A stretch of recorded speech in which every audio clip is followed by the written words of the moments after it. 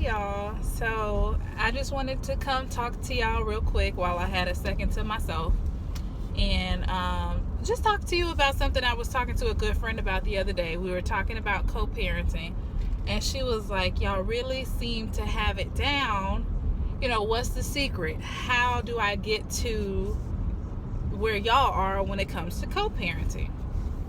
So I figured I'd share the advice I gave her with y'all. But before I get into all that, welcome back for everybody who's already subscribed. And for all the new people, welcome to my channel. I'm Crissy Mac. And don't forget to like, comment, and subscribe.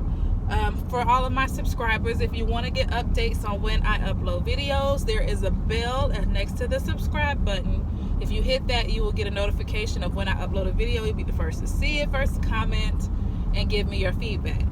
So back to co-parenting. Just to give you guys a little background, my husband and I have been together on and off since 2007. Sorry, I'm going over a bridge, and there we go. That should be a little better. So my husband and I have been together on and off since 2007. In that time, up until 2014 when we got married, I conceived a child and he conceived a set of twins. And he was there all throughout my pregnancy with my daughter and was in her life. And I was there all throughout his children's mother's pregnancy, and I've been there all their life. So now Jordan is 7 going on 8, and the twins are 3 going on 4. So it's been a bit of a bumpy ride. One of the biggest things that has plagued me in this situation is allowing my husband to figure it out.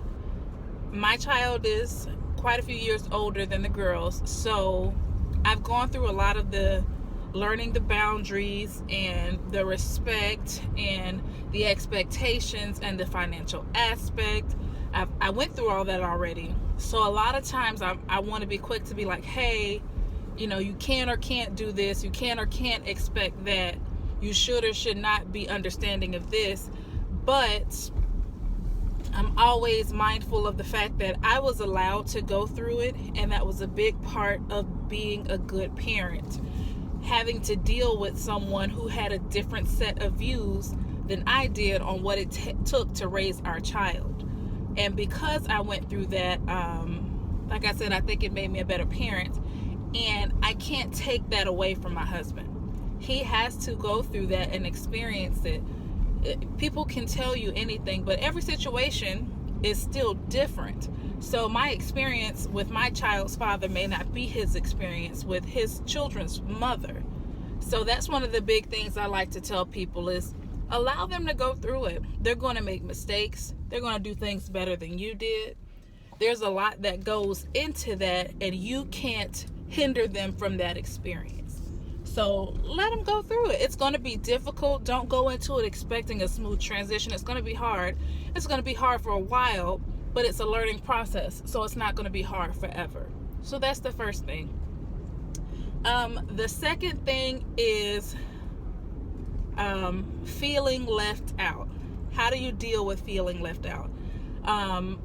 Because my husband's children are very young, and the co-parenting relationship is still so fresh between him and the girl's mother, I don't allow my feelings of feeling left out to consume our relationship.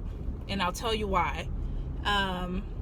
Right now, their main focus is trying to figure out what works best for them. So me trying to insert myself into the equation is only going to make things more difficult. So I have to step back and allow them to perfect their relationship first. And then I can, be more concerned with my role and my presence in the girl's life. Does that mean I'm completely absent? Absolutely not. But it means I am okay with what exposure I do get with them because I understand what their parents are going through. So another thing, which leads me to another thing, is how do you relinquish power, so to speak? So when it comes to what is done with the girls, how often I get to see them, and anything that we do with them, I allow my husband to make that decision. Why? Because one, this is a new experience for him and he has to go through it. And two, if I try to insert myself and control that, that is going to cause more tension between he and I. And that's not something I want. The girls have a very long life to live, and so do I. So there's time. There's time for us to do those things and develop that relationship and nurture it into something better. But in the meantime, the important thing is my husband getting that time that he has with his children. So when he's on the phone with them, I don't try to bombard and, get all in because we FaceTime a lot. I don't try to get all in the camera a lot. I really try to allow him to have that time with them, because his time with them is limited because we live in different states. So, and when we go see them, when we have them with us, I'm not attention seeking or being needy or, just not receptive to the fact that he doesn't get a lot of time with them like a normal parent would if they lived with their child. So because of that, I allow him to have that time with his girls. That doesn't mean he loves me any less or respects me any less or cares any less. It's just that time with them is important. And as his wife, I have to understand that. Communication. Communication is key.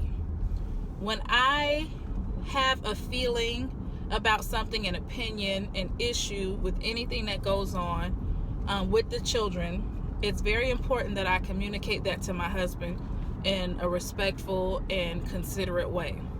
It's difficult enough to deal with someone outside of your household to parent your children that you don't need to add anger and frustration and things like that. So whenever we discuss the children or anything that has to do with them, we don't do it in front of the children first. And second, I don't like to bring it up during times of tension. Let's sit down when we're calm. Maybe we were talking about something completely different, and let's discuss it and figure out the best course of action. With that, because my husband is a new parent, I don't expect him to have all the answers when it comes to it, nor do I expect his answers and responses to be what mine would be. Whatever he says, if it's not detrimental to the health of the children, which it never is, then I can just, I can let it go. It's really not that big a deal. There is more than one way to parent your children.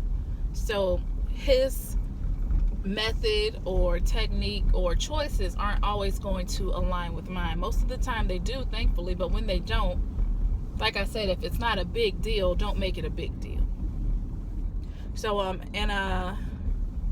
finally, when you are in a relationship and you marry and you have children and you bring your children and they bring their children, one of the best things that you can do for the relationship is to worry about your own kids. And I do not mean that in a negative way, and I'll tell you why. If I try to take my energy and split it between my kids and then focus the rest of the energy on my husband and his kids and their relationship and what my husband may or may not be going through with their mother, that's not a good scenario.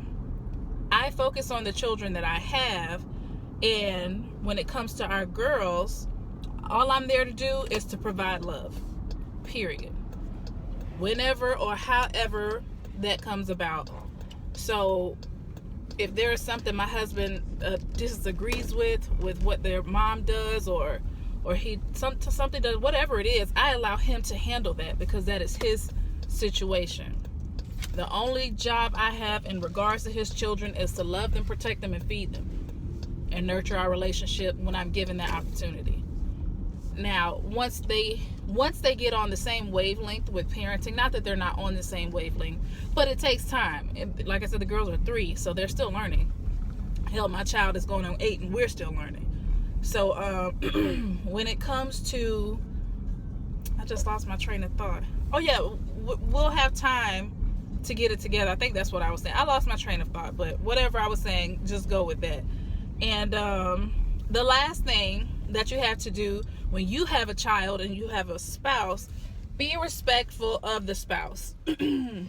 Like I say, I play my position and I allow my husband to parent the way he wants to when it comes to his child and things like that. However, he doesn't put me in a situation to where I don't feel like I can't give my opinion, or I feel like my opinion is not valued. My husband has set the tone that we are a partnership and we raise our children together. So there's a balance there. And the same comes with my child. My husband allows me to deal with the situation with her father separately. Although whatever my husband has to say, his input, anything, his agreements or disagreements, they're all respected. And we make choices together. And I think if you just stick to those things, you will be able to have a successful co-parenting relationship. I'm not so concerned with my relationship with the girl's mother. Not that I don't care or anything like that, only because it's just not important right now. Once everybody's older, we're all on the same page, then great. But the most important thing is my husband's relationship with his children and his understanding with their mother, and vice versa. What's most important is my daughter's relationship with her dad, his and my understanding, there we go, of expectations and boundaries and things like that.